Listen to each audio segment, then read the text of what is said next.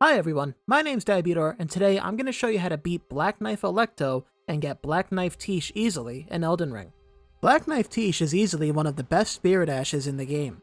Her damage output with her melee attacks is pretty middling, but she really shines with her Blade of Death, which can reduce an enemy's maximum health by up to 10%, and also does damage over time as a percentage of the enemy's max health, meaning that no matter what enemy it is or how much health it is, it'll always take off the same percentage of their health, making it an obscenely strong attack against tankier enemies, especially bosses. To get Black Knife Tiche, we need to head to the Moonlight Altar in Liurnia of the Lakes and defeat her mother, Alecto, the Black Knife ringleader.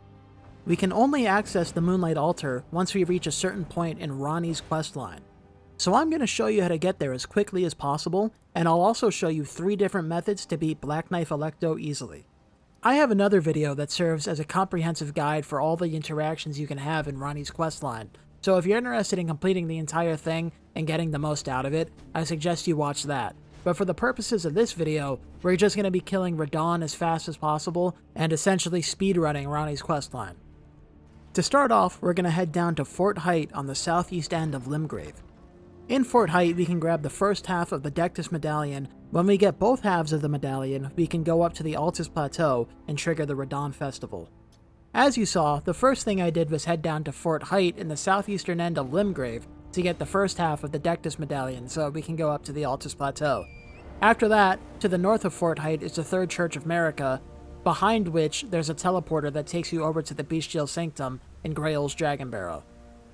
From the Bestial Sanctum, we're going to follow the road south across this big bridge. On this bridge is a dragon, but you don't have to fight it, you can just run past it, and if you're quick enough, it won't hit you. Then behind the Minor Erd Tree, there's a spirit spring that'll take us up the cliff up to Fort Faroth. We're going to Fort Faroth to get the second half of the Dectus Medallion, which will enable us to use the Grand Lift of Dectus to easily access the Altus Plateau. We're going to the Altus Plateau because in order to fight Radahn, which again is necessary for Ranni's questline, in order to fight Radahn, we need to trigger the Radahn Festival, which can be done in one of 2 ways. You can either go up to the Altus Plateau and rest at a Site of Grace, or you can get to a certain point in Ranni's questline. Just going up to the Altus Plateau is faster, so for the purposes of this guide, that's what we're going to be doing. But again, if you're interested in the full thing, I suggest you watch my guide about Ranni's questline. Grab the Site of Grace outside of Fort Faroth, and you can just run through it. There's a bunch of pretty high-level bats that hit really hard, but if you run past them quick enough, you could just climb up the ladder and they can't follow you up. Now that we have both halves of the Dectus Medallion, we need to make our way both to the Grand Lift of Dectus to go up to the Altus Plateau, and also to Caria Manor so that we can talk to Ranni and begin her questline. So first we need to get to Liurnia. You can do this by either A, going through Stormveil Castle, where you have to fight Margit the Fell Omen, and then kill Godric the Grafted, and then you can take the rear exit out to the lake-facing cliffs in Liurnia. Or, from the Stormhill Shack, if you head north to the bridge, there's a little side path that you might not see at first, but if you jump off the end of the bridge to this landmass, there's a side path you can take that also takes you to the lake-facing cliffs, so you don't actually have to kill Godric to get here. All the way at the northern end of Liurnia is the Grand Lift of Dectus. We also need to go to Caria Manor to be able to do Ranni's questline. And since I don't feel like running that far, we're going to take a couple shortcuts to get up there. So first, from the lake-facing cliffs, we're going to go to the Purified Ruins. You'll see, to the northeast of the lake-facing cliffs, there's a bunch of tombstones hanging off the edge of the cliff.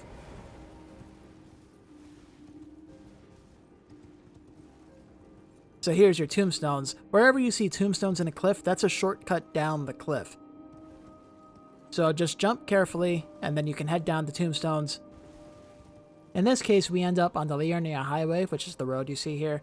So there's a couple Sites of Grace. That one was to the Liurnia Highway south. Just north of that is the Purified Ruins, which is where we need to go for our first shortcut. You're going to want to grab both Graces. You know, you should always grab every Grace you come across. But in this particular case, I only grabbed the Highway North Grace because we're going to need to come back here later. In the northern building of the Purified Ruins, you'll find a teleporter. And that teleporter takes us to the southern gate of Raya Lucaria. There's a Site of Grace here that you should grab.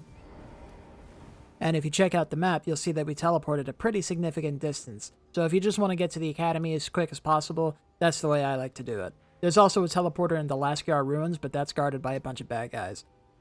From the south gate, we're going to take a shortcut down to that gazebo to the east. So if you don't want to have to run all the way through the Academy Gate Town to get down to the lake, you can just jump over this railing here and land on this rock. Depending on where you land, you might take a little fall damage, but as long as you land on the rock, you'll survive. There's also a giant bear under the bridge, so make sure you're careful of that. But afterwards, we're going to head to the east, and you'll see this gazebo on the lake.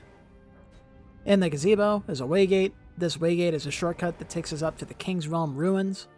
You're also right next to the map fragment for this half of Liurnia, the west side. But if you look at the map, you'll see we traveled, again, a pretty significant distance, so that just saves us a bunch of walking. From here, we're going to head north through the ruins to Caria Manor. So at the very end of the ruins, you'll see this big wall. It's an illusory wall. I threw a throwing knife at it to dispel it. Beyond that, you saw E.G. the troll, and then there's a whole bunch of these magic arrows that rain from the sky or whatever on you, but they're really easy to dodge. Make sure you grab the Site of Grace, because if we run into Caria Manor, there's these giant hands that have a tendency to kick people's asses. I think I get grabbed by one here. Yeah, I got fucked up. Fortunately, I managed to survive because I had high vigor. Always raise your vigor. But in the event that you need to fight those things, they're weak to fire. But so this is just a quick run-through of Caria Manor. I just sprinted through the whole thing.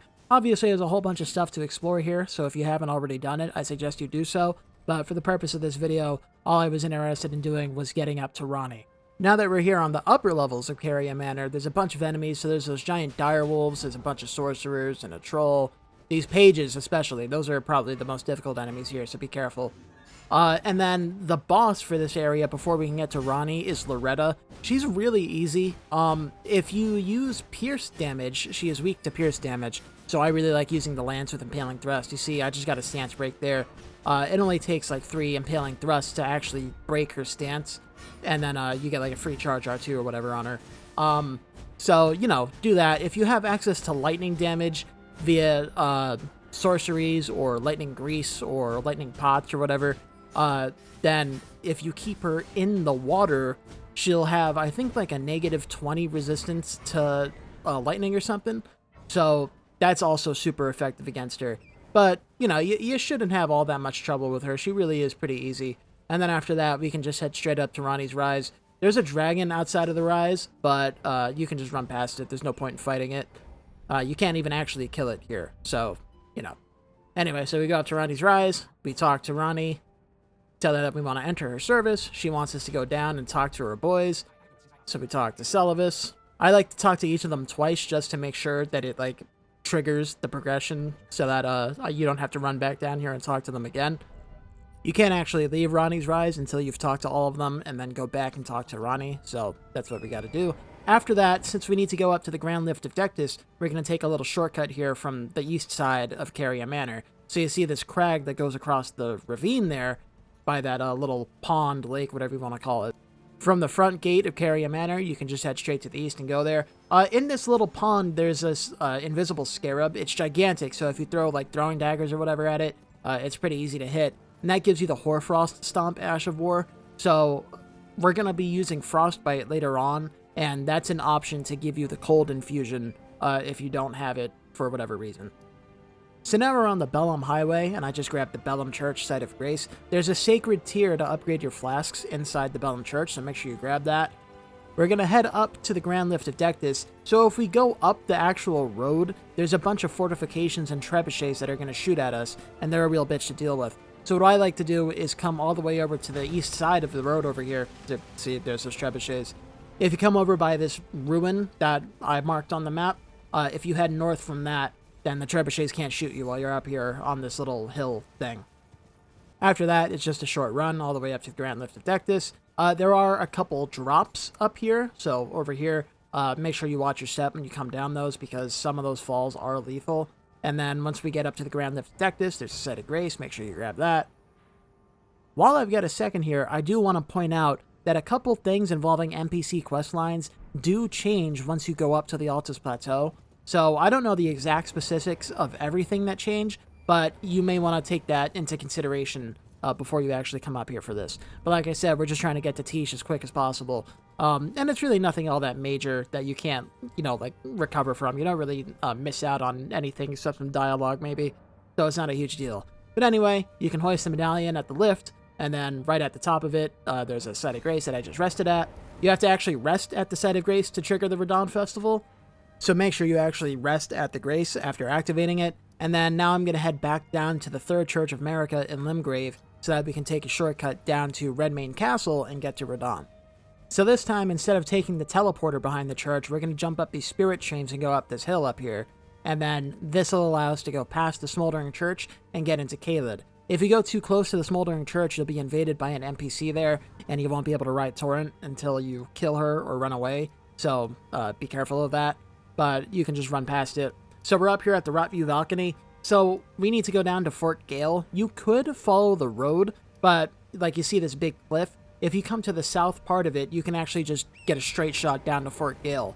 I don't like going around the road or going down into this area because there's a lot of giant birds and giant dogs and stuff. But you can just take the shortcut straight to Fort Gael, which you see in the distance right over there. And it's just a straight shot with no enemies in between you and it. There's a lot of opportunities to die once we're actually at Fort Gael, so make sure you grab the Site of Grace so you don't have to run all the way back here.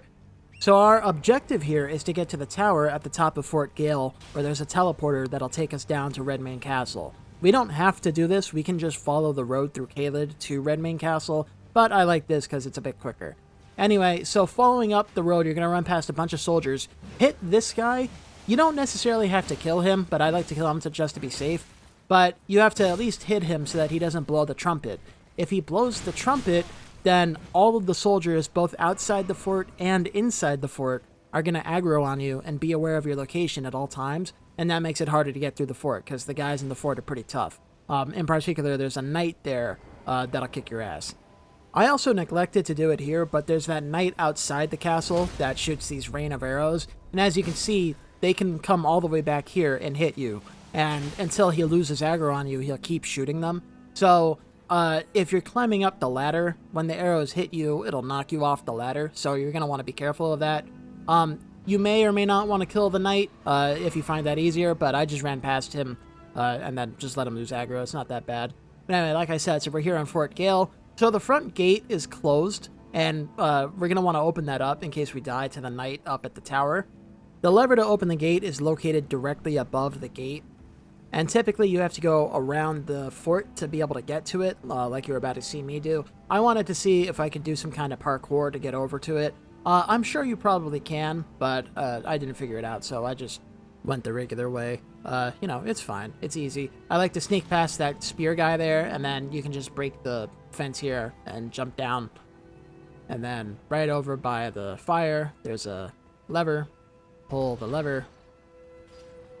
Now the front gate of Fort Gael is open, so if you die, you don't have to run all the way around the back of it and climb up the ladder again. You do have to get past that lion that's down there, but he doesn't respawn when you kill him, so you can just cheese him through the gate or whatever if he's giving you a hard time. Now what you're intended to do after opening the lever is you're supposed to jump down into the lion enclosure and fight the lion so that you can climb up the ladder to get back up here. I didn't bother to do that. I just jumped over the wall with a little parkour. You can easily get onto it. So now getting up here where the tower is, there's two guys with spears and shields, and then there's a knight with a partisan and a shield, and they'll all kick your ass. So what I like to do is I grab some kukris, which you can buy from the nomadic merchant at the Castle Morn Rampart Site of Grace in the Weeping Peninsula. And the kukris, when you throw them on a wall, they're super loud to the NPCs for some reason. So you can throw a kukri at a wall to use it as a distraction to lead NPCs around and to, you know, get them away from wherever you want to go. And so using kukris, you can easily sneak past them. And like I said, you can buy infinite kukris from that merchant that sells them. So they're super easy to get. If you're wondering where that is, that's there on the map. But anyway, so we get to the top of the tower and we take the teleporter, which brings us beyond the impassable Great Bridge at Redmane Castle. So this is the distance we traveled. Like I said, it's not like a ridiculously huge distance, but it's a nice little shortcut. After that, there's another teleporter that takes us into the center of Redmane Castle. That's only active if the Radahn Festival is active. Also, there's a bunch of fortifications and stuff near the impassable Great Bridge there, and those include trebuchets and stuff like that. There will be enemies there that will attack you, including trebuchets, if the Radahn Festival isn't active.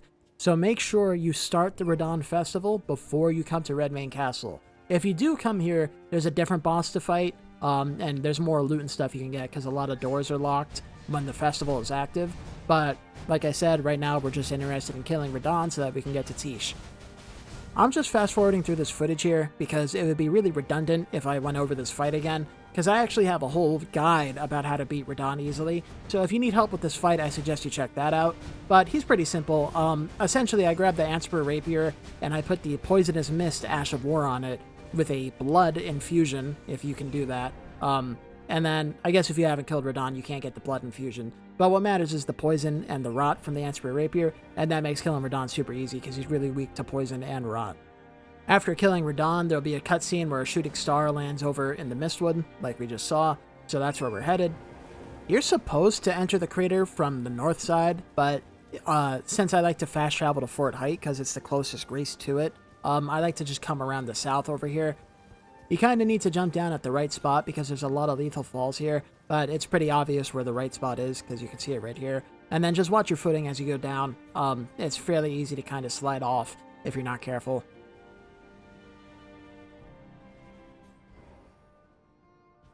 I actually strongly recommend making sure you have the Fort Haight side of grace because if you die to this part, which happens to me a lot because these jumps kind of suck, but if you fall off here, then, you know, you're going to have to run all the way back through the crater. So the Fort Haight side of grace is the closest one to this area. So, you know, make sure you have that just to be safe. The first part of Nokron is really small and really simple. There's a bunch of stuff to loot here, obviously, but I'm just going to run past them all. You see I'm using the Spike Palisade Shield for the Mimic Tier fight.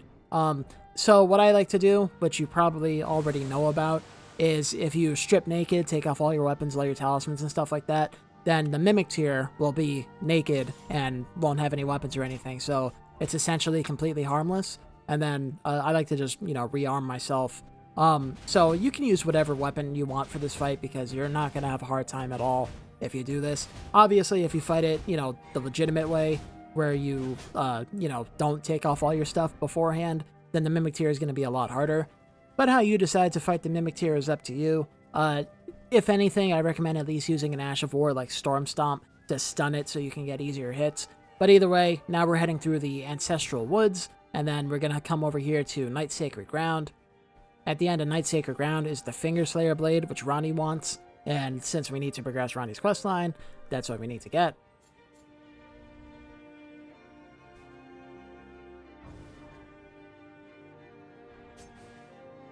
There's a couple silver tiers here that turn into NPCs, and then that very last one turns into a troll. I always just run past them all.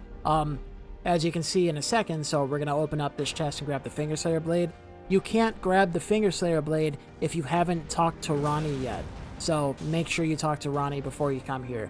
But you can see here, if you use the teleporter, then you become invulnerable once you've actually hit, like, yes, I want to teleport. So I just always run past the troll because, you know, it's only going to hit me like once or twice at most, so it's not a big deal. Anyway, so we grabbed the Fingerslayer Blade and we bring it back to Ranni, and then she tells us thanks. She gives you the Caria Inverted Statue, which is actually part of Fia's questline, so we're not worried about that right now. And then she tells you that she's going to leave, and if you reload the area, either by quitting out or fast traveling or whatever, if you reload the area, then at the top of Ranni's Rise, there will be a site of grace that points you over to Renna's Rise. And then at the top of Renna's Rise, there's a teleporter that takes you here to Ainsel River. Once you get to Ainsel River, make sure you grab miniature Ranni out of the coffin that's there, because we need that to be able to get to the Moonlight Altar. And then grab the first site of grace here on Ainsel River and talk to miniature Ranni 3 times. She doesn't answer you the first 2 times, you have to do it 3 times. And then she tells you that you're a loser for talking to dolls, and it's like, yeah, I already know that, you don't need to rub it in. And she wants you to kill the Baleful Shadow that's hunting her down here. There's going to be a couple more sites of grace along the way that you can talk to her at, but I didn't bother to do that here because I'm not concerned about Ranni's quest. We just need to get to the Moonlight Altar. The first thing you're going to run into down here is this juvenile Astel. It shoots these rains of fucking rocks and shit at you. So there's a bunch of cover if you head to the left here, and you can just hide behind the cover whenever it's shooting at you. If you want to, you can kill it, and it won't respawn, and it also drops a Somber Smithing Stone for you, so that's a cool reward if you want to kill it. It's super easy as long as you have some kind of a ranged option. I recommend like a Hand Ballista or the Jar Cannon, or even an Ash of War like Stormblade, which you can buy from Warmaster Bernal at the Warmaster Shack. You'll break its stance in like 2 or 3 hits, and then it's super easy to get up to and just fucking wail on it till it's dead. Here there's a bunch of ants. If you take that side cave that was there, it takes you to some different ruins and a different juvenile Astel, and you can get a weapon called the Wing of Astel, which is a really cool curved sword. I didn't do that here, obviously. And then once we get here to Noxtella, right after the Site of Grace, there's a staircase that'll take you up into the city itself, and there's some cool loot up there, but it's not necessary. Either way, it takes you down here to this elevator, and this is where we need to go, which takes us toward the Lake of Rot. So there's a Site of Grace here. Make sure you grab it, because there's an enemy that we need to fight. Specifically, that enemy is the Baleful Shadow, which is essentially the evil version of Blythe. So pay attention to that jump attack. That's the one that we're going to want to bait out a lot for this fight. So if you followed my Radahn guide, you'll have the Ansper Rapier with the Poisonous Mist Ash of War. This guy is really weak to poison and to rot. So since the Ansper Rapier with Poisonous Mist can do both poison and rot, that's what I like to use against him. So even when you're running away and healing or whatever, he's still taking damage. It's just a lot of extra help to have. I also use the Blood Infusion with the Poisonous Mist Ash of War, so that way we're doing 3 status effects at once. You can get the Black Whetblade from Nokron Eternal City, where we got the Fingerslayer blade, so you should be able to have access to that by this point. But so for the actual mechanics of this fight, I don't want to go super into detail here because this video is already going to be long enough as it is, and it's a guide for Alecto. But you see, so when I did the Poisonous Mist Ash of War there, since I attacked him from range, he wants to get in close to me, so he does this attack. So he readies his sword, and then if you're close to him, that swing will hit you, and then he jumps at you with a second swing. You can really easily dodge the second swing, and then afterwards you can get a couple hits in during his punish window. Here, you see, if he does that animation while you're close to him, then instead of jumping at you, he'll do this, like, spinning slash type of deal. So you see, I dodged away here for both attacks that he does. So he does one slash, and then there's a delay, and then he does a second slash. You can actually stay in close to him and get a punish after he's recovering from it. And you do that by dodging, then give it a moment, and then dodge the second attack. And if you dodge toward him, then, you know, you'll dodge both attacks and you can hit him. But I just dodged away because it's safer. And then you see here, I'm trying to hit him with fan daggers to try to bait out the jumping attack again. That didn't work, but then he hefted his sword again, and since I ran away, he did the jumping attack. So if you're close to him, when he finishes hefting the sword, he'll do the spinning slash, but if you're far away from him, then he'll do this leap where he attacks you. And if you dodge the second hit, then you can get a couple punishes in.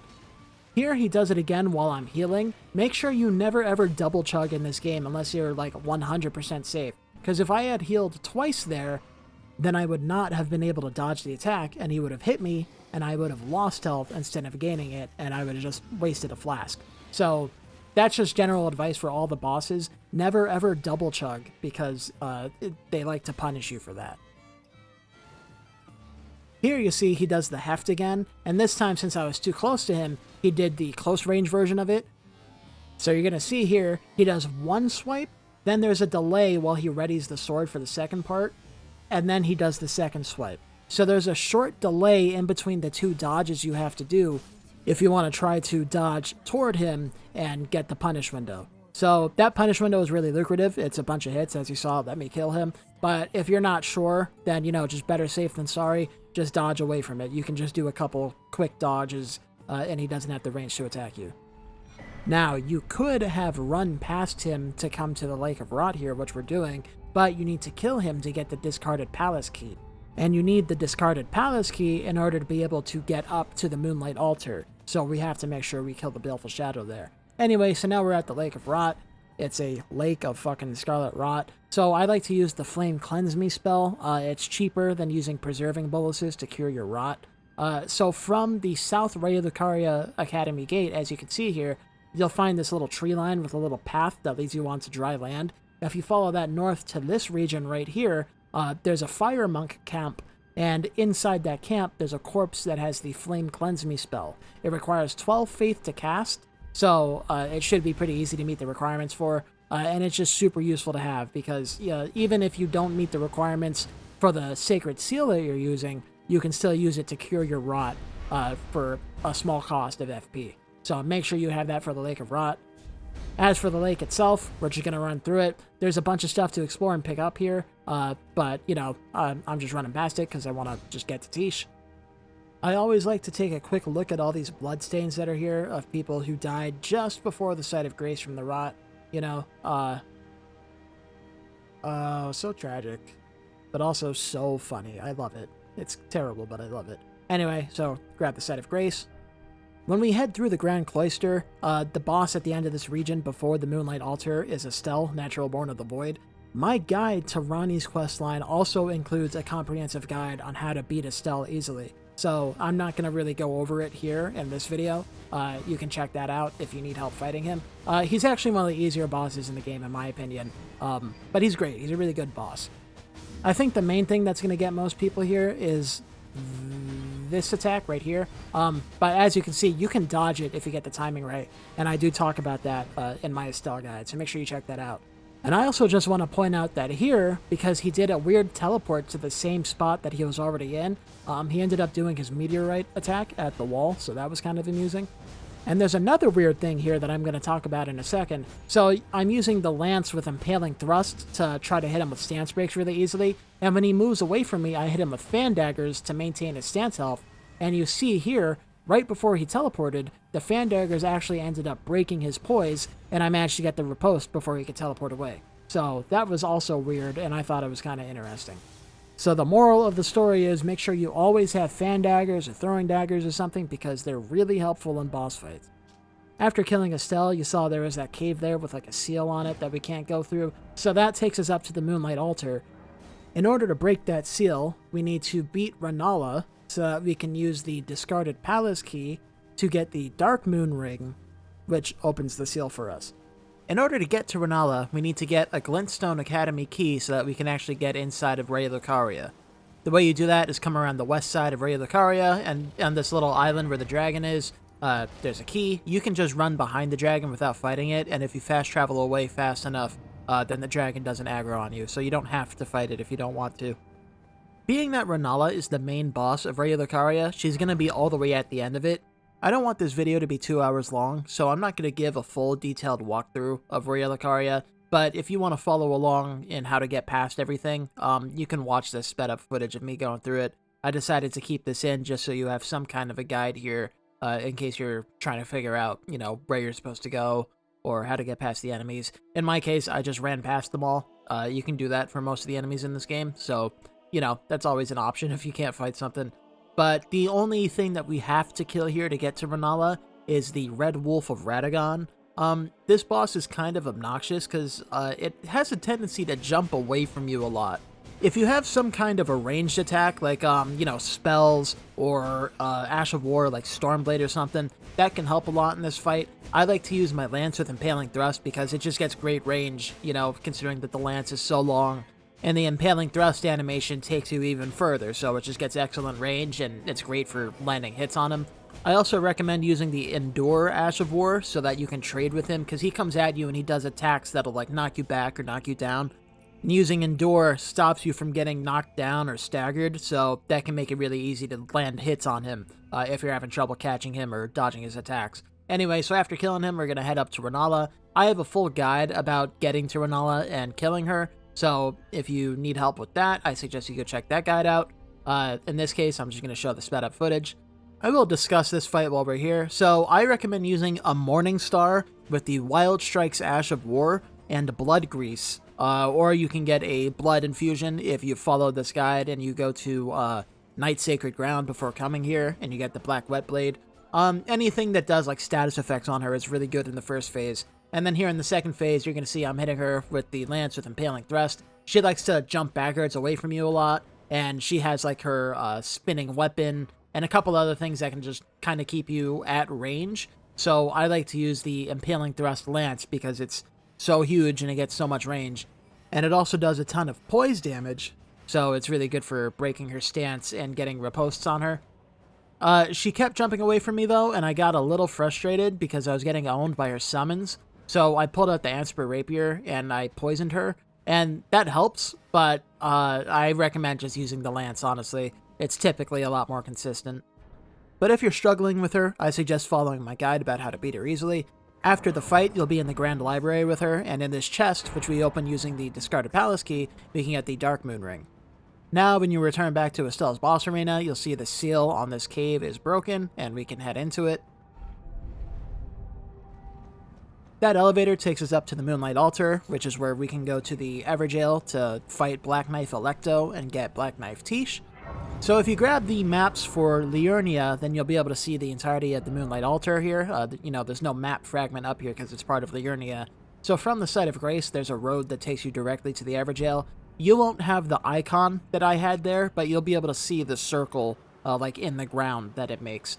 And now with that done, it's time to prepare for the fight with Alecto. So I'm going to show a couple different methods here. So we're going to grab a bunch of different stuff. You can choose whichever one looks best to you or whichever one you like the most. So first I headed over to the Warmaster shack. Directly to the northeast of it, up on this little hill, there's this knight that's running around on a horse. If you kill him, he will drop the Golden Vow Ash of War, which you can put on any weapon, and it gives you a good buff to your damage and to your damage resistance for, I think, 40 seconds.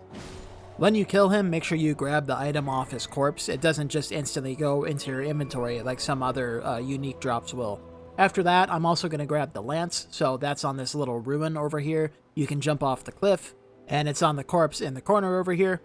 I like using the lance against Alecto because it has really long range, and it has a high base poise damage, so it's easy to stance break her with an Ash of War like Impaling Thrust, which you can get from the Warmaster shack. After that, we're heading over to the Church of LA.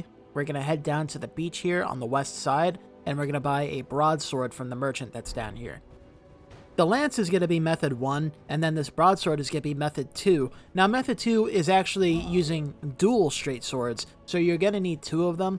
I like the broadsword because it gets really good strength scaling, and since we're going to be using a cold infusion, which I'll talk about later, it's really good to have something that gets better strength scaling by default.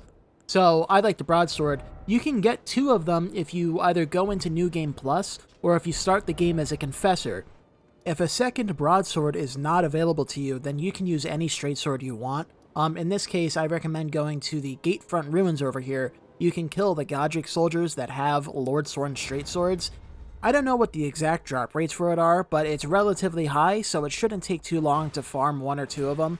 And while I'm at the Gatefront Ruins, I also grabbed the Lordsworn's Greatsword from the carriage there, which is going to be our 3rd method. That's it for our weapons, so now we're going to grab a couple other things. The first one I'm going to grab is Chilling Mist, which you can get near Ranni's Rise. There's an Ash of War Scarab that drops it. For some reason, I wasn't able to hear this one until I got really close to it, but I'm pretty sure you should be able to hear it normally. But as you can see, it's right after the Loretta fight. You'll be able to see it when you come up the hill. Up next, we're heading up to the Minor Erd Tree on the east side of Liurnia. So from the highway where we came earlier when we grabbed the Purified Ruins, you can just follow the highway all the way to the north, and it'll take you up to these ruins, and this is called the Mausoleum Compound. There's 2 walking mausoleums over here. There's a Site of Grace in that area, and then you can just come up and around like this, and that brings you to the Erd Tree. The Erd Tree avatar here drops the Magic Shrouding Tear, which is going to be really useful for the Cold Infusion that we're going to be using on our weapons, because the Cold Infusion gives your weapon magic damage and frostbite buildup. So since you grabbed Chilling Mist earlier, I recommend using that against this avatar, because they're really weak to frostbite. As you can see, I'm proccing it really fast. You can also use fire against them, so when in doubt, you can just jump on Torrent and then throw fire pots at it while you run away from it. Speaking of the Cold Infusion, in order to be able to put that on our weapons, we need to get the Glintstone Whetblade from Raya Lucaria. So from the Debate Parlor, which is where you fought the Red Wolf of Radahn, if you come up on the left here, come into this room, this sorcerer can do like a Glintstone shotgun blast. I don't know what the spell's called, but be careful of that guy because that does a lot of damage at close range. And then on that corpse that's right there, you can grab the Glintstone Whetblade. After that, I headed over to the Minor Erd Tree in the Weeping Peninsula so that we can get the Crimsonburst Crystal Tear, which gives us health regen. You can use any Crystal Tear you want in addition to the Magic Tear. I recommend this one because Alecto has a couple attacks that will do damage over time to you, and having the health regen helps mitigate that a little bit, so it's nice to have just as a little bit of extra insurance. So you can get down here by coming from the Weeping Peninsula. You just follow the road straight through the peninsula over the bridge. You'll see the Church of Pilgrimage at the very northern end of it, so that's that right there. And then from the Church of Pilgrimage, if you head directly south, there's like a path that leads up to the Erd Tree. Here you're going to see me hit it with Chilling Mist, and it's going to instantly proc Frostbite because these guys are super weak to Frostbite. Something you can do is you can hit it with Frostbite, then hit it with a Fire Pot, which will do a bunch of damage to it and cure the Frostbite, and then you can instantly hit it with Frostbite again, and that takes off a big chunk of its health. But anyway, so that gives us the Crimsonburst Crystal Tear, very nice to have. After that, the only other thing that I grabbed was the Green Turtle Talisman. So this gives you bonus stamina regen, and it's just really nice because Alecto has a lot of attacks that you either need to dodge or sprint away from. So having the extra stamina regen helps out with that a lot. Now I'm going to go over my loadout for this fight. So the method that I recommend, at least the one that I found personally to be the easiest and the most fun for fighting Alecto, was the dual straight swords. They're just great. They're fast, they get really high damage, they get really fast recovery speeds. If you're ever in doubt, just use dual straight swords because they're super strong and they're so fun to use. I didn't end up using it in the fight, but you see on this one I had the Endure Ash of War. It's really useful if you're not sure if you're going to be able to dodge an attack, or if you're having trouble hitting her and you want to be able to get like a hit trade in. So you can use Endure, which stops you from getting stunned and gives you 50% damage resistance. And then while she's attacking you or whatever, you can attack back. And if you have something that hits hard enough, it'll actually stun her out of whatever attack animation she's doing. So Endure is just really universally useful. Or if you're like some kind of a spellcaster, or if you're using, any different kind of playstyle that I didn't show in this video, Endure makes it really easy to do just about anything. Because so if you're a mage or something, you can use Endure and then cast a couple spells while you can't be staggered out of it, for example. So, be creative with what you're doing. Experiment with different things if you're having trouble, and just try to find what works for you. You see I'm using 2 broadswords. Again, like I said, any 2 straight swords will do for this method. So this is oriented towards beginners, so I'm going to explain how power stancing works real quick. If you have one weapon of the same type in each hand, so it doesn't have to be like matching weapons, right? I can use a broadsword and a longsword, or a Lordsworn straight sword, or, any weapon of the straight sword class. If you have 2 of the same class of weapon equipped in each hand, then when you hit L1, you'll do an attack with both weapons at once. So that's what power stancing is. You might also call it dual wielding. Like I said a second ago, using power stance straight swords, super strong, super fun. I have both of them equipped with the cold infusion, so they both inflict frostbite on hit, and since I'm using 2 of them to hit at the same time, it's going to inflict faster than if I was only using 1 of them. I recommend using Chilling Mist on at least one of these things. I have it in my offhand one, which we're going to see in a second. If you put it on both of them, when you cast Chilling Mist, not only does it make the cloud of mist in front of you that causes frostbite buildup when an enemy walks into it, but also it buffs the weapon with additional frostbite buildup, which stacks with the passive frostbite buildup that it has as the result of being cold infused. And that would be even better if you went to Hugh in the Round Table Hold and duplicated it using Lost Ashes of War, so you could have it on both swords. So what you would have to do is 2-hand the one in your left hand, cast Chilling Mist, then un-2-hand it so you have 1 sword in each hand again, and now you can cast Chilling Mist with the one in the right hand, and they'll both be buffed. And the reason why we're using Frostbite specifically is because Alecto is immune to all status effects except for Frostbite. So you can't poison her, you can't make her bleed, you can't give her rot, it's only Frostbite. You'll also see that I have a dagger equipped, so that's just to cast Golden Vow. Like I said before, you can put Golden Vow on any weapon that you want. I choose a dagger because it's lightweight, and since I kill so many foot soldiers, I just have a whole ton of daggers. So, it's just like a spare weapon that I can stick it on just to cast Golden Vow. As for armor, you can use whatever you want, really. I think her dagger mostly does slash damage, so maybe if you need some extra help, you can get armor that has better slash negation. But really, you should be just fine no matter what you wear. Choosing my talismans for this was a little tricky. So this guide is oriented towards beginners, and if if you've started the game pretty recently, then you might not have all of your talisman slots. The reason why you would want to get Black Knife Tiche is to help you with as much of the game as possible, preferably. I'm gonna assume that you only have 3 talisman slots available, so you get your first one from killing Margit, which you probably have done, and in the event that you haven't killed Margit, I have a whole guide about that, so make sure you check that out. And then you get your second one by killing 2 Shard Bearers. So we killed Rennala, and we had to kill Radahn to be able to get up here, so you're gonna have at least 3 of them. If you have your 4th one, that's cool too, but I couldn't really think of anything to put in that slot, so I just ended up using the Crimson Seed Talisman, which just makes my flasks heal me a little bit more. For the ones that I do recommend using, I chose the Green Turtle Talisman because the better stamina regen is just universally helpful. I chose the Claw Talisman, which you can get from Stormveil Castle. That gives you a damage bonus on your jumping attacks, which is really good with Power Stance Straight Swords because they get really, really good jumping attacks too. And then I went with the Winged Sword Insignia, which you can get from Stillwater Cave in Liurnia of the Lakes. That one gives you increasing damage buffs based on how many hits you've landed within a certain period of time. So it goes particularly well with the Power Stance Straight Swords because each time we attack, we're going to be hitting twice at once. So it gives you an extra bit of damage every 3 attacks. So for us, it's going to go 2, 4, 6, and that makes us, tier up that damage super fast. If you have any preferences or a different playstyle, then obviously you can switch up your talismans however you want. But the main one that I definitely recommend going with is the Green Turtle Talisman. I do recommend that for pretty much every boss fight that I do because, like I said, it's just a universally useful talisman. But for this fight in particular, there's a lot of attacks that we either need to quickly dodge away from or quickly start sprinting away from, and having the extra stamina regen just to make sure that we always have stamina to do that is really helpful. So I definitely recommend at least the Green Turtle Talisman. And then as for items on my hotbar, all I've got is fan daggers. You could also use throwing knives, but she has a tendency to dodge around, and so the throwing knives don't hit as much. So you can get fan daggers from Patches. So you have to talk to him in Murkwater Cave in Limgrave, and then after you go to Liurnia, he will move to the Scenic Isle, and there you can buy infinite fan daggers from him.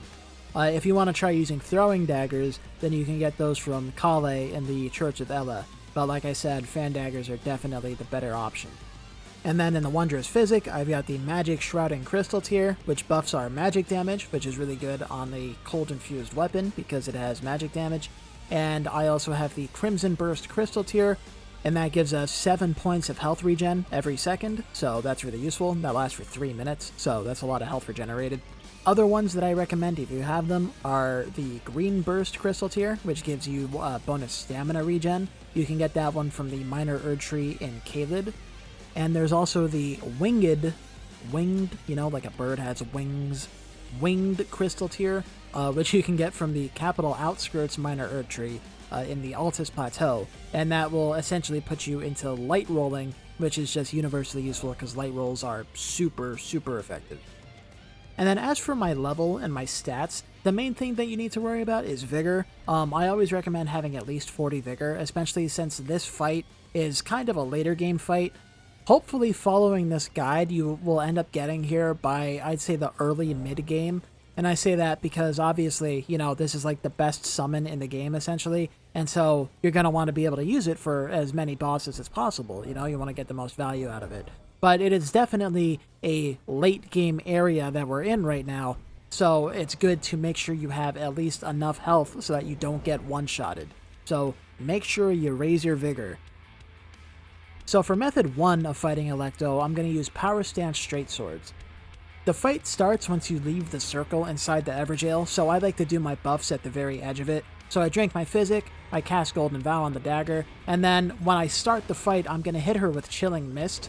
I did a bit too early there, so it didn't actually hit her, but it did buff my weapon and start building up Frostbite on her. So you see here, she goes to hit me with an attack, but since I do so much Frostbite, I was able to proc it on her with that hit, and it stunned her out of it. So you see here, she casts a Blade of Death at me, so once I see her weapon start glowing, that's when I roll off to the side. If you roll forward or backward, it'll probably hit you, so make sure you roll to the side on that. The main advice for this fight is be patient. Don't ever do more than 1 hit at a time. Maybe 2, depending on the attack that she does. She will punish you with a follow-up attack if you just keep spamming buttons and trying to attack and heal when it's not safe to do so. Okay, so here, you see she jumps up in the air, so she does like a kind of spin and then jumps up in the air. If you dodge forward, you land behind her, and then you have enough time to come up behind her and hit her with a backstab. And after the backstab, you can wake her up with a couple hits or with an Ash of War. And so this is what I'm talking about with being patient here. I hit her twice, and then I stop attacking. If I went for another attack, I wouldn't have been able to dodge there, and she would have hit me. So only do 1 or 2 attacks at a time. So here she does her jumping anime blade attack. So you see, she does a spin, she charges it up. You have a significant window to be able to start sprinting away. The way I always deal with this is I just turn around and I sprint backwards. If you try to dodge toward her to the side or something, then she gets enough range that she'll hit you. So make sure you sprint backwards. And you see here, I hit her with fan daggers, and since she was sprinting towards me, I got a headshot and it stunned her. I personally can't do this intentionally, in any way that's consistent at least, but if you use your fan daggers when you're at a distance from her, it's a good little, I consider it like a bonus type of thing. Here she does her attack where she stabs her knife into the ground and spins around and comes toward you. She gets a lot of distance on that, so you have to make sure you dodge it at the right time. I'm going to play it again to tell you when the right moment to dodge is. So you see, she sticks it in the ground, she comes around. Once her arm is on your right side, there's a short delay right there. There's a short delay, and then that's when you need to dodge. You can dodge away from her, obviously, or if you want to get the punish, you can dodge in toward her and attack her afterwards. When she winds her arm back like this, she's going to do a grab at you. It's safer if you dodge to the side, but I like to dodge toward her or away from her so that I can try to get a punish in, though there I missed the punish. And here I want to point out that you can dodge a lot of her attacks just by walking backwards or sprinting backwards. So they're like, that would have hit me, but I started sprinting away from her so it completely missed. If she's doing any kind of a combo, it's often a good idea to just sprint backwards from her and be just out of reach of her attack. Afterwards, here she decided to follow up with a jump attack. So you'll see, she jumps up in the air. Once she brings the knife behind her head, that's when you hit the dodge button. You see, she like winds it back behind her head, and then she like thrusts it down into the fucking ground. When she's winding it back at the peak of her jump, that's when you get a dodge. After the backstab, I hit her with a couple of wake-up attacks, and then I start running away. So she had dodged away from me, and then I started walking backwards, and I'm holding sprint here. It takes a second for the sprint to start. And since I'm running away from her, and I start sprinting at the last second, that makes her attack miss me. Here she decides to do her anime blade again. So you see I'm backing up from her, and I'm holding down B to try to sprint away. My guy doesn't start sprinting for a second, but as long as you start trying to sprint away, when you see her weapon start glowing red when she does the animation to start it up, you will be able to get away from it. After I hit her here, she did a dodge to the side and then followed it up with an Impaling Thrust. I'm going to show this one again too. So you can dodge this by dodging just as she finishes bringing the dagger back. That's right here. It's safer if you dodge to the side, obviously, but I like to dodge backwards so I can get an attack in. And you saw after I attacked her, I immediately dodged, assuming that she would do something, and then she ended up doing a grab, so I had to dodge again. Now you saw there, she did her Blade of Death into a little combo. So she's charging up Blade of Death, and right before she casts it, that's what I dodge. And then, since I'm close to her, she starts doing this combo. So I'm pretty confident I could have just sprinted away from that, but I dodged just to be safe. And then right after I dodged, I started sprinting away, so the second part of that attack didn't hit me. Then she does another jumping attack, so I hit her with a backstab again. There's a way to make getting that backstab slightly easier, and I'll talk about that in one of the other methods. So you saw, after I punished her with the wake up, she dodged away, and then she does the Impaling Thrust, so dodge as she's about to bring it forward. After the thrust, always assume she's going to do a follow-up, so in this case I started sprinting backwards just to make sure she didn't hit me. And then she ended the combo by doing another Blade of Death, so I just dodged that to the side. Here she dodged away from me. I'll talk about that in a second, but you see, she's coming at me and I just walk away from her and she doesn't hit me. You've probably noticed this attack hitting me whenever she does it. It doesn't do all that much damage, so I'm not too concerned about it, but you can definitely dodge it if you learn the tell on it, but I never have. So if she's in neutral, she's not doing a combo, she's not like actively attacking you. When you come to attack her, there's a very high chance that she'll just dodge away from you. So you have to do something like throw a fan dagger at her to get her to aggro, or just wait for her to come to you. It can be a little obnoxious sometimes, but, it's just what you gotta do. So here I dodge her jumping attack and I get the backstab, always great to do. I mashed the attack button here a little bit too much, so I went for a third hit there, and that was pretty risky. I should not have done that. But you see here, so I dodge her Impaling Thrust, and then she does that attack I talked about where I said I didn't learn how to dodge it. So depending on your positioning, that might just not hit you, and I'm pretty confident you can consistently dodge it if you learn the tell.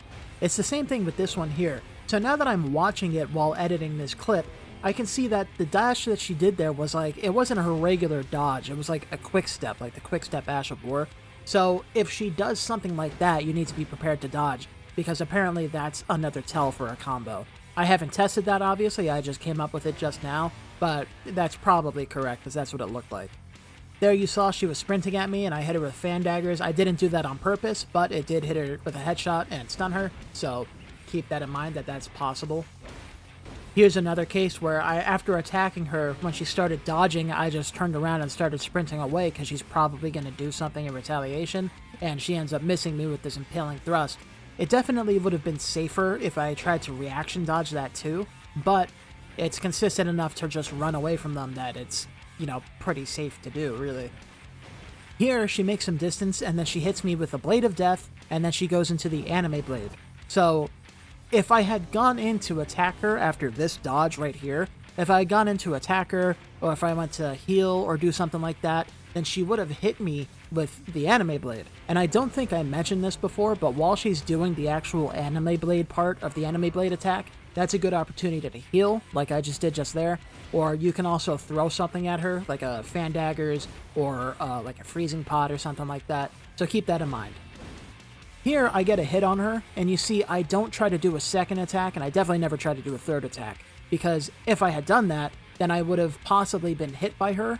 But in this case, she did a dash, and I was able to sprint away because I wasn't in a recovery, and that let me do some good spacing so I could get in close to her and hit her with a couple other attacks.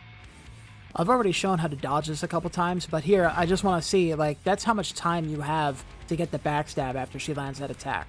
Like, you know, like, that was a lot of time to get that backstab. She has a really long recovery after that attack. And remember, a punish window isn't just an opportunity to attack, but you could also back off and heal, or you could back off and cast a buff or a spell or something. So keep that in mind. Her attacks that have long recovery animations, and this applies to any enemy obviously, their attacks that have long recovery animations that you could punish can also be used to do something to support yourself. Here I did some more of that good spacing, so she hits me with the Blade of Death, I dodge it, and then instead of trying to move in for an attack or rolling again or something like that, I just turn and sprint away, because whatever she's going to do, she's too far away to actually hit me with it, and then that let me come in for a punish again. And then the same thing happened with the combo she just did. I was able to sprint away and then just come in for the punish. In hindsight, I see that this sprint here that she was doing was a good opportunity for me to hit her with a fan dagger headshot.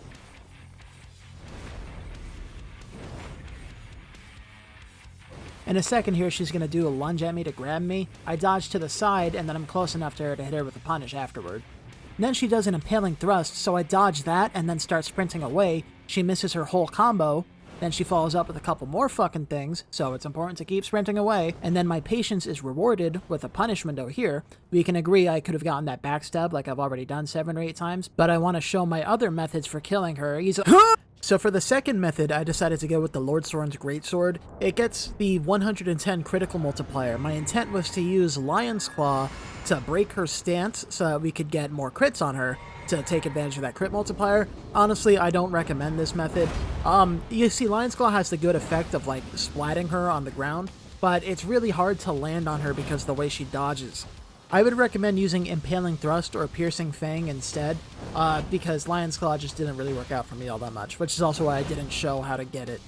Also, I was kind of afraid to move in on her, which is why she's just dodging so much here, if you haven't noticed. If I had moved towards her, she would have done a melee attack, and I could have just dodged backwards, but I didn't want to do it because I was trying to land some Lion's Claws or something. After this backstab, I wake her up with a charged R2. I should have done Lion's Claw, but my thinking at the time was that I should save my FP. In retrospect, you should use Lion's Claw as the wake up, or, you know, Impaling Thrust or whatever, because the charged R2, she can dodge out of it sometimes. And speaking of dodging, here, I hit her with the Lion's Claw, but she dodges it at the last second. So I'm sure there's better timings that you can do to actually make that attack land, but I think you'll just have a much easier time using Impaling Thrust or something like that. So here, like I was saying, I'm about to get the backstab, and this time I'm going to hit her with the Lion's Claw. I didn't really try it out, I don't think, but I think I could have hit her with a second Lion's Claw there, and that probably would have broken her poise, or at least brought her down really low, and then like one light attack would do it or something. But I wasn't sure, and I was also out of FP, so it didn't really matter anyway. Here, she's just deciding to be really passive for whatever reason. I am moving in on her, but she just keeps dodging away. You just gotta keep moving toward her until she does something, and be prepared to dodge. After this backstab, I hit her with a Lion's Claw, and then I get 2 light attacks in. So I'm pretty confident you could probably hit her with a second Lion's Claw, but I didn't try it because I wasn't sure. And, you know, if you want to try it out, go for it, but it might not be a safe strategy. And then here we just saw the importance of using fan daggers because she dodges away, and I hit her with the fan dagger and I get the poise break. So always have fan daggers. Don't sleep on them. They're really good. So since I got the poise break on her, I was able to do a riposte instead of a backstab, and I missed the Lion's Claw because she dodged away from it immediately. So I'm not sure about the timing of that because it didn't happen for me all that much here, but you may or may not be able to actually punish her on a wake up from a riposte. But you can definitely punish her on a wake up from a backstab. So if you get backstabs, keep that in mind. And I didn't experiment with it all too much in these runs, but you can get backstabs on a lot of her moves as long as you're just a little quick about it. Like her anime blade. When she does the anime blade, you can land a backstab on her like before she pulls her dagger out of the ground. So keep that in mind. Like, you know, there's a lot of openings and a lot of opportunities to get in some pretty good hits. Now I land another backstab on her here, and then you're going to see something really frustrating is going to happen. So I hit her with the wake up, with the Lion's Claw, and then now she just doesn't want to fight. She backs off, she does 2 attacks, or 1 attack, whatever. Now she just doesn't want to fight. She's like, nope, nope, nope. So sometimes you just kind of have to wait for her to engage. Or if you, I think it would be better if instead of running up to her and attempting to attack, if I had just run up to her and not done anything, it probably would have made her aggro sooner. But, you know, if she starts dodging away like that, maybe take the opportunity to heal like I did. Now, I want to point out something that I haven't been doing for most of this fight until now. You see, when I come out of the roll, I'm holding down L1, so my guy is blocking. That makes you recover from certain animations slightly faster, and so if you do that, it might help you land a backstab or something. You're going to see I'm going to do it a couple times going forward in this fight and in the next one, but if you're two-handing a weapon or if you have a shield or something, after you do like a roll or, you know, a lot of different animations, certain weapon attacks and stuff like that, if you just hold down L1 afterwards, then you can recover like a frame or 2 faster, and it can make it a lot easier to hit like backstabs and certain other things. You're going to see me do it again when she does a jumping attack here. If you're having trouble landing these backstabs, try it out. So she's going to jump up in the air. When she pulls the dagger behind her head, like that, that's when I dodge. And while my guy is still in the rolling animation, I'm already holding down L1, so that as soon as I come out of it, I'm blocking. Blocking like that can cancel the last frame or 2 of the rolling recovery animation, so you can start moving faster, and it makes it easier to close the gap and, you know, get backstabs or certain attacks with certain weapons. Now, at this point in the fight, I can finish her off. You see she's at really low health, and, you know, I can land another backstab or another hit or 2 and finish her off. But I decided to take the opportunity to experiment a little bit. If you're ever having trouble with not just, like, Alecto, but any boss, it can be really helpful to just not attack. So go into the boss fight and focus exclusively on dodging. Don't bother trying to attack or anything like that. Try to go into the boss fight and get a feel for what the boss can do. You saw there, I could have backstabbed her, but I didn't. So go into the boss fight and get a feel for what the boss can do, get a feel for what their attacks are, what the delays look like, and just focus on dodging. And then afterwards you can figure out what your punish windows are, or when you have an opportunity to heal, or when you have an opportunity to, you know, use a consumable or something, right? But anyway, so now we're moving on to method 3. So this time I used a lance with Impaling Thrust, and again a Frostbite infusion. Frostbite is really, really useful against her, and that's because it's the only status effect that she's not immune to, so again, you can't poison her, you can't make her bleed, only Frostbite. I like the lance because it does a lot of poise damage and it gets really good range, especially when you use Impaling Thrust or Piercing Fang on it, so in this case I'm using Impaling Thrust. Keep in mind with the lance though, that her highest damage resistance for physical damage is Pierce. So, since the lance does only pierce damage, it can be a little bit to your detriment, but the lance, I think, makes up for it with the poise damage and with the range that it gets. And of course, it's up to you with your personal preferences, what kinds of weapons you like. Like I said, I recommend the dual straight swords one, but this one was also pretty good. Here we're going to see what I mean when I talk about the range. So she does her anime blade of death thing like that, and then I'm able to get an Impaling Thrust on her when she's recovering from it. So I dodge the blade of death, then she goes for the anime blade. And again, this is a really long animation she does, so you have a lot of time to react and sprint away. Just make sure you're not wildly spamming the attack button at her and you'll be fine. And then I went further back than I needed to. If I had been a little bit closer, I even could have gotten a backstab. But since this thing gets such huge range, I'm able to hit her with the Impaling Thrust while she's still recovering from the attack animation. And then I got a little lucky on my timing afterwards, and I hit her with a second Impaling Thrust, which canceled the attack she was doing and broke her stance. Here you see I tried to wake her up with a Charge R2 again, and this time it hit, but you'll see before I land the attack, she already gets pretty far into an attack animation herself. So if she had done a faster attack, she would have hit me, and she probably would have knocked me out of the attack animation, and I would have just gotten hit for nothing. And here I just want to show, so I dodged backwards from her Impaling Thrust, which I didn't need to. I could have just walked backwards from that, or sprinted backwards. And then she does this whole combo thing, and I'm just slowly walking backwards, and she doesn't hit me. So a lot of the time, you can just walk backwards, and it'll be fine. Here, since the lance is so much bigger than the Greatsword, you can see what I'm doing a lot more clearly. So she jumps up, pulls the dagger back, dodge there, and then while I'm coming out of the roll, I'm holding down L1, and that makes me recover slightly faster because I'm blocking, and that allows me to get a backstab on her a bit more easily. And then I try waking her up with the Charge R2, but I miss. If I had done an Impaling Thrust, it probably would have hit her. Now she's going to do an anime blade again, so I sprint backwards when I see it coming, and then after the blade is finished, I hit her with the Impaling Thrust. She dodges away, and I hit her with a fan dagger to make sure her poise doesn't regenerate, because I'm using the Impaling Thrust to try to get a poise break on her, so it's important to stop her poise from regenerating. And you'll see here, I just space away from her by walking backwards while she's doing that attack, and then I can hit her with the Impaling Thrust.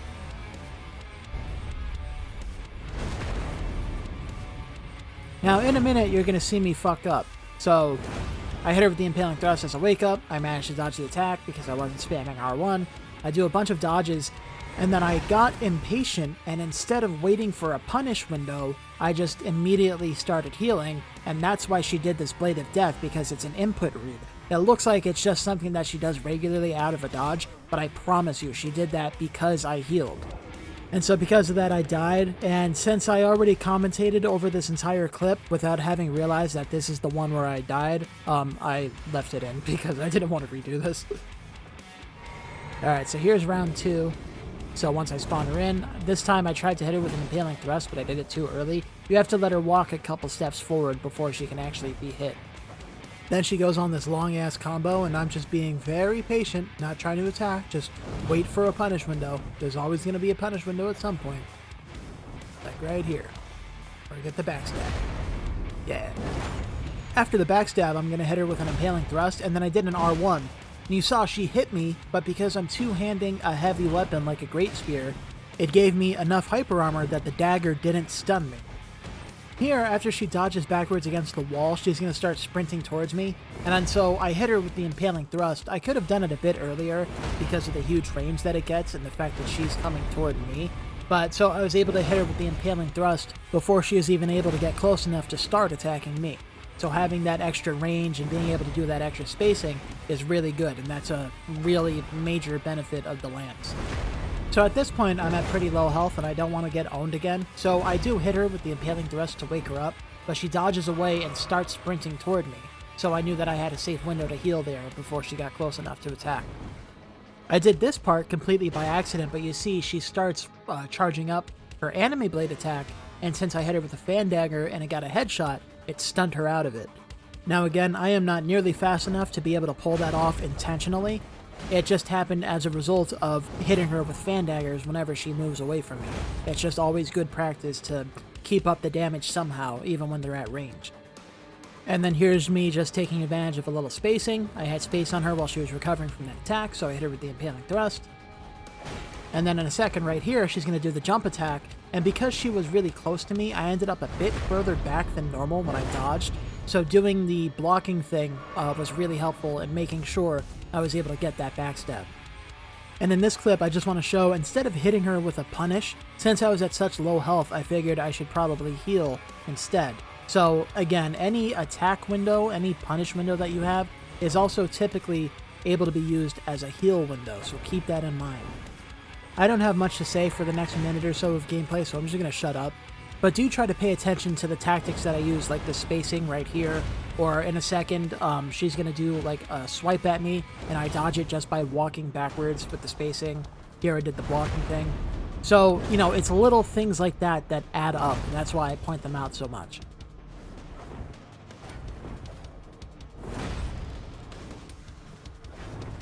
Here's the spacing thing I was talking about right there. So after I hit her, I just started slowly walking backward. She did an attack and it missed.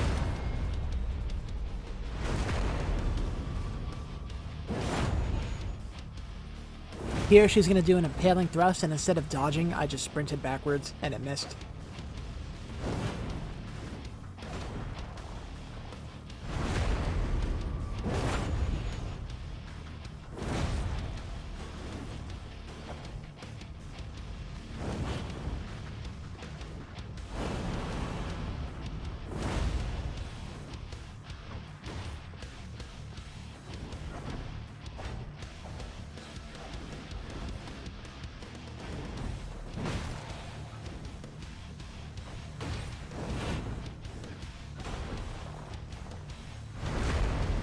Here, after this backstab, I hit her with an Impaling Thrust Wake Up.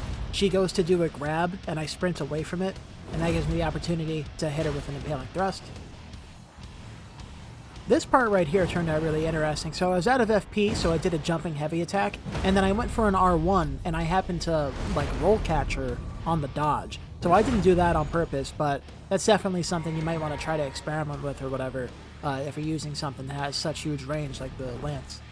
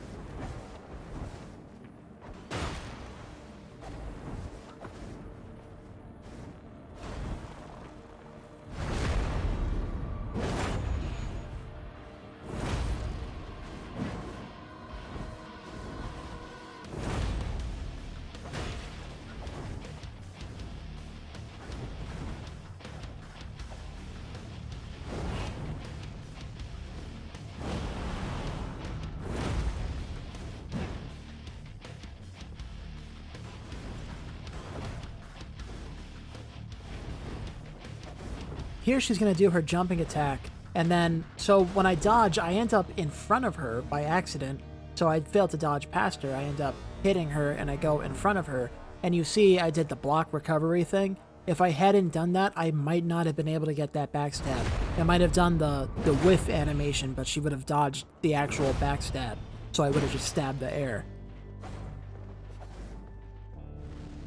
And then here, she gives it everything she's got, but it's not enough, and she gets the finishing blow. And then, of course, the reward for beating her is Black Knife Tish, who is pretty much the strongest summon in the game, or at least, like, top 3. I hope you found this video helpful. It took me a long time to make because I've been procrastinating on it for the last week. This is, like, my longest video yet, I think. I think my other longest video is, like, 1 hour and 4 minutes long, and this one's, like, 1 hour and 7 minutes long. Hopefully this one will do better than the other one, my Flask video, which got no views, no one paid attention to it. And if you want to help make that happen, then you can leave a like, you can leave a comment, you can hit the subscribe button, you can share this video, but no matter what you do, thanks for watching, and I'll catch you later.